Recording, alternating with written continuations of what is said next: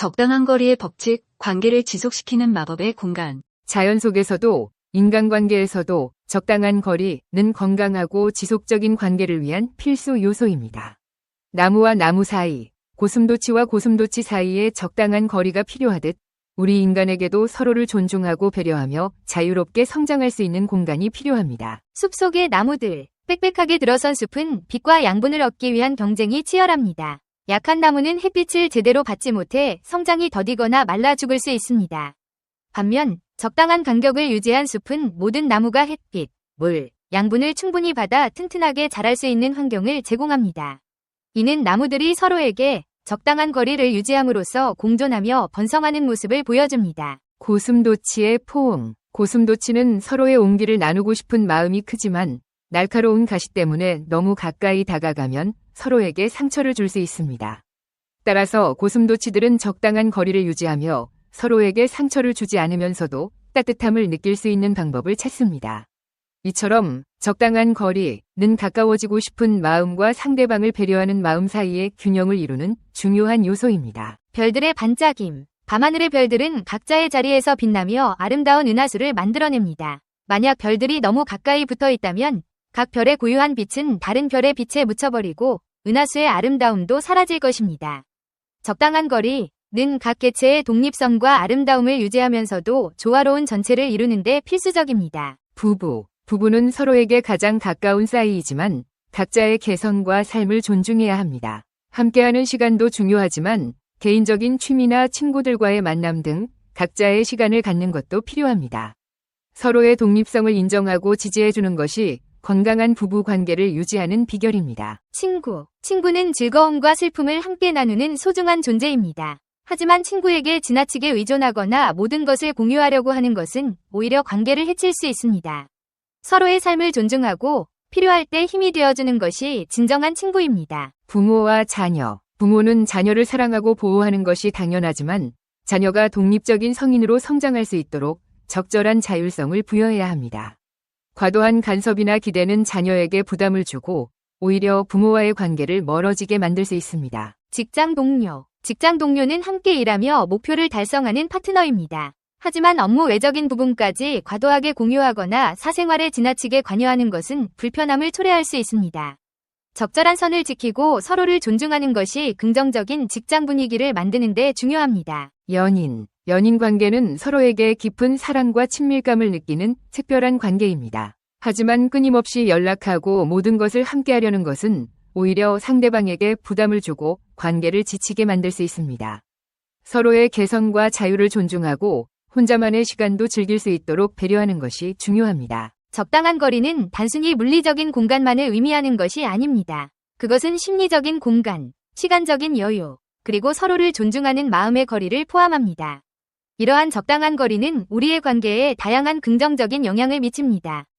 그리움과 애틋함. 늘 곁에 있는 사람보다 가끔씩 만나는 사람이 더욱 그립고 소중하게 느껴지는 것은 당연한 이치입니다. 적당한 거리는 함께하는 시간의 가치를 높여주고 서로에 대한 애틋함을 키워줍니다. 잠시 떨어져 있는 동안 서로의 빈자리를 느끼고 상대방의 소중함을 깨닫게 됩니다. 또한 각자의 시간을 통해 새로운 경험과 생각을 쌓고 다시 만났을 때 서로에게 신선한 자극과 이야깃거리를 제공할 수 있습니다. 존중과 배려. 각자에게는 혼자만의 시간과 공간이 필요합니다. 적당한 거리는 서로의 개인적인 영역을 존중하고 침범하지 않음으로써 상대방에 대한 배려심을 키워줍니다. 서로의 경계를 존중하고 상대방의 의견과 감정을 존중하는 것은 성숙한 관계의 기본입니다. 적당한 거리는 이러한 존중과 배려를 가능하게 하여 더욱 건강하고 발전적인 관계를 만들어줍니다. 신뢰와 자유. 서로를 구속하지 않고 자유롭게 행동할 수 있도록 믿어주는 것은 상대방에 대한 깊은 신뢰를 보여주는 것입니다. 이러한 신뢰는 관계를 더욱 굳건하게 만들고 서로에게 안정감을 줍니다. 각자의 삶과 선택을 존중하고 간섭하지 않는 것은 상대방에게 자율성을 부여하는 것입니다. 이는 상대방이 스스로 책임감을 갖고 성장할 수 있도록 돕고 관계에 대한 만족도를 높여줍니다. 개인의 성장. 혼자만의 시간을 통해 자신의 내면을 들여다보고 진정으로 원하는 것이 무엇인지, 어떤 방향으로 나아가고 싶은지 고민할 수 있습니다. 이는 개인적인 성장과 발전에 중요한 역할을 합니다. 끊임없이 배우고 성장하는 모습은 상대방에게 매력적으로 다가갈 수 있습니다. 적당한 거리를 통해 얻은 성장과 변화는 관계에 활력을 불어넣고 서로에게 긍정적인 영향을 주게 됩니다. 5. 건강한 관계 유지. 너무 가까운 관계는 서로에게 부담을 주고 작은 갈등도 큰 문제로 번질 수 있습니다. 적당한 거리는 서로에게 편안함을 주고 갈등을 예방하여 관계를 오랫동안 지속 가능하게 만듭니다. 개인적인 삶과 관계 사이의 균형을 유지하는 것은 건강한 삶을 살아가는 데 중요합니다. 적당한 거리는 이러한 균형을 유지하는 데 도움을 주고 삶의 만족도를 높여줍니다. 결론으로 적당한 거리의 법칙은 모든 인간관계에 적용되는 중요한 원칙입니다.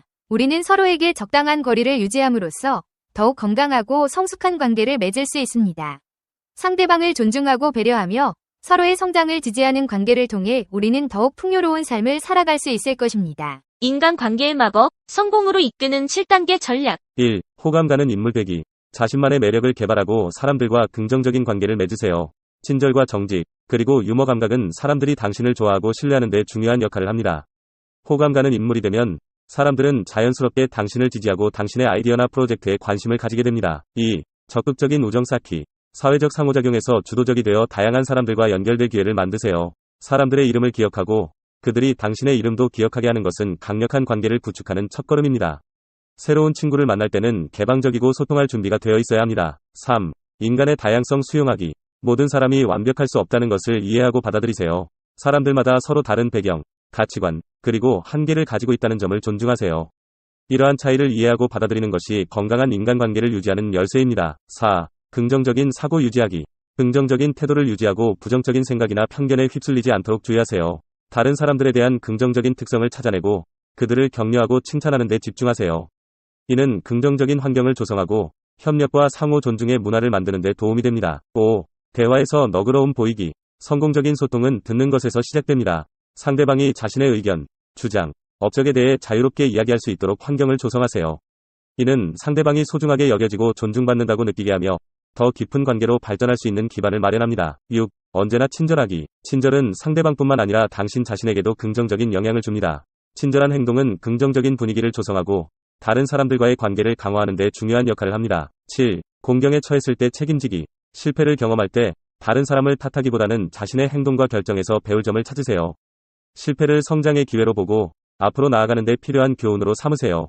이러한 태도는 당신이 어려움을 극복하고 성공으로 이어질 수 있는 긍정적인 마인드셋을 유지하는 데 도움이 됩니다. 인간관계는 무엇보다 소중합니다. 뭔가를 요구하기 전에 관계부터 발전시키세요. 사람들은 누군가에게서 뭔가가 절실하게 필요해져야만 그때서야 그 누군가를 알기 위해 짬을 냅니다.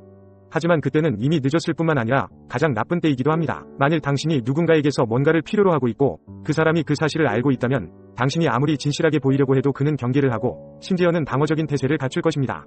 상대방이 자기에게 어떤 것도 원하지 않을 때 훨씬 더 흔쾌하게 상대방을 받아들이는 게 인지상정입니다. 당장 대출받을 일이 없는데 거래은행의 담당 직원과 함께 앉아 커피를 마시려고 짬을 내는 사람이 얼마나 있을까요? 비율로 따질 것도 없이 사실 그렇게 하는 사람은 없습니다. 하지만 그런 사람들이 이미 당신을 알고 있고 신뢰하고 있다면, 그리고 당신이 그들의 배우자나 아이들의 이름을 알고 있다면, 또 당신이 그들의 행복한 삶에 관심을 갖고 있고 당신이 신중하고 믿을 만한 사람이라는 것을 그들이 안다면 그들과 함께 일하는 것이 훨씬 더 쉬워질 것입니다. 나는 내가 사는 지역사회에서 가능한 한 많은 사람을 알고 지내는 것을 중요하게 여깁니다. 은행원, 식당 주인, 커피숍 주인, 기계기술자, 약사, 꽃집 주인 등 그 밖에 수많은 사람과 친하게 지내지요. 그 결과 내가 대출이 필요하면 은행 직원은 내 얼굴과 이름을 알고 나를 신뢰하기 때문에 전화통화만으로도 대출을 해줄 겁니다. 또 내 아이가 아프다면 약사는 기꺼이 아이의 병에 대해 시간을 내어 상담을 해줄 겁니다.